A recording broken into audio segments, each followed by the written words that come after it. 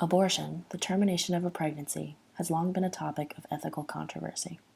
There are several abortion clinics around the world where women are able to safely obtain information. The two most common types of abortion are medication and in-clinic procedures. A medication abortion, otherwise known as the abortion pill, is when a woman takes a pill provided by a medical professional to terminate an early onset pregnancy. The second type of abortion is an in-person procedure, during which a woman will meet with a doctor to complete the process. While in-clinic abortion is completely different from the pill, both kinds are safe and effective.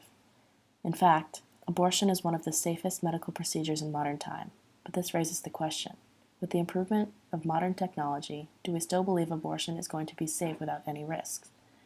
Serious problems caused by abortion are very rare, but just like any other medicine or medical procedure, there is a possibility of something going wrong. Both sides of the ethical argument of abortion have very strong supporters and people who either believe abortion should be legal and those who believe it should be criminalized.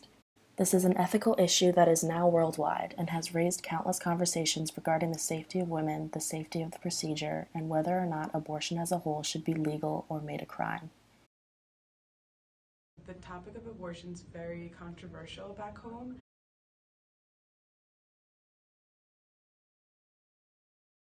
I believe that abortion is very unethical and we shouldn't be killing unborn babies. It's very immoral.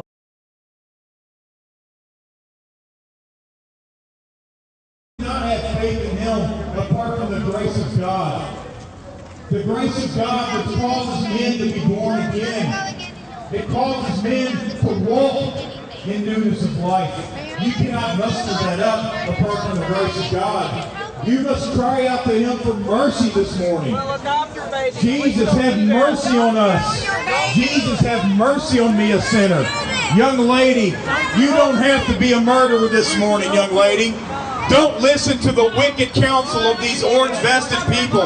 These orange-vested people who are rubbing you on the back and telling you that it's going to be okay. The reason that abortion has become one of the most controversial medical procedures is that there are people who feel passionately about either side of the argument.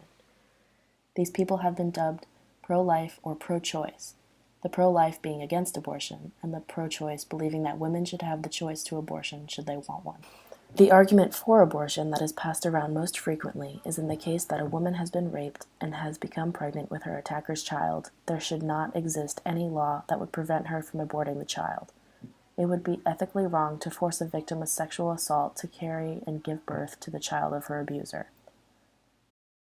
In the year 2003, nearly 20 million unsafe abortions took place, 98% of them in developing countries with restrictive abortion laws. Girls and women who get unsafe abortions put their health and lives at risk. The reason that abortion is one of the most debated ethical procedures is because of how strongly people support either side of the argument.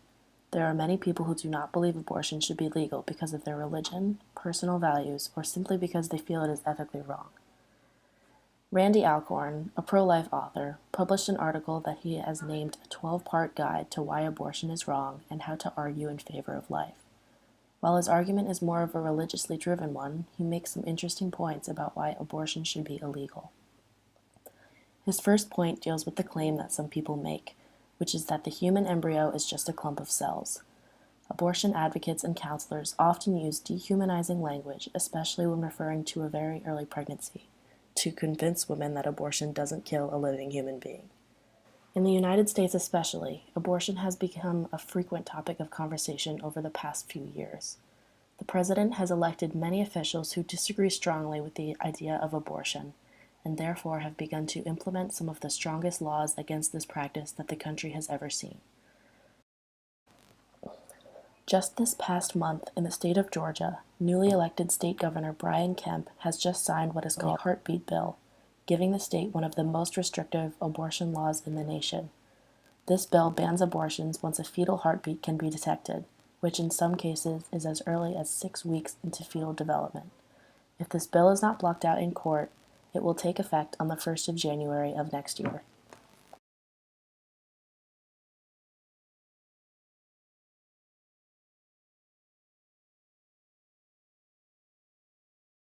Democrats are also aggressively pushing extreme late-term abortion, allowing children to be ripped from their mother's womb right up until the moment of birth, right?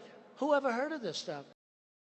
It's worth noting that President Trump misused the term late abortion because the exaggeration of certain aspects of this procedure is what has made it so easy for people to go against it. Trump was embellishing in his speech in order to get a reaction from those who share his views and therefore gain support for himself. The ethical debate on abortion made headlines recently with the production of a new film called Unplanned, which premiered in March of this year. This movie is based on true events and follows Abby Johnson, the youngest Planned Parenthood clinic director, who had a life-changing experience that turned her into an anti-abortion activist. This film caused a major controversy when the first trailer came out, and soon was under fire for promoting anti-abortion propaganda and was accused of being loaded with dangerous lies. Our first order of business is to present Planned Parenthood's Employee of the Year Award, Abby Johnson. This is Abby. She's our newest volunteer escort. Abby, this is Cheryl's Alessandro. I'd be the youngest director in Planned Parenthood history. You'll actually be in charge of the abortions at your clinic. I have a chance to make a real difference. No matter what you do for the rest of your life, you're still going to be a baby killer. This movie is religiously driven and aims to persuade its audiences toward believing that abortion should be made a crime. Despite being filled with inaccuracies and perpetuating myths about abortion, it gained a lot of popularity among the pro-life side of the argument, as they believed their feelings were validated now that there was a movie about their beliefs. In terms of the ethics of abortion, there is no way to ensure that all sides of the argument will be satisfied. If it is made illegal, pro-choice believers would claim that it is unethical to force a mother to carry a child she does not want or cannot care for. I think abortion should be allowed because it's a woman's right to choose what to do with her body. If it is decriminalized, the pro-life believers will continue to argue that it is unethical to kill an unborn child. This topic is an ethical discussion that will remain a common subject for years to come and will likely continue to spark ethical debates all around the world.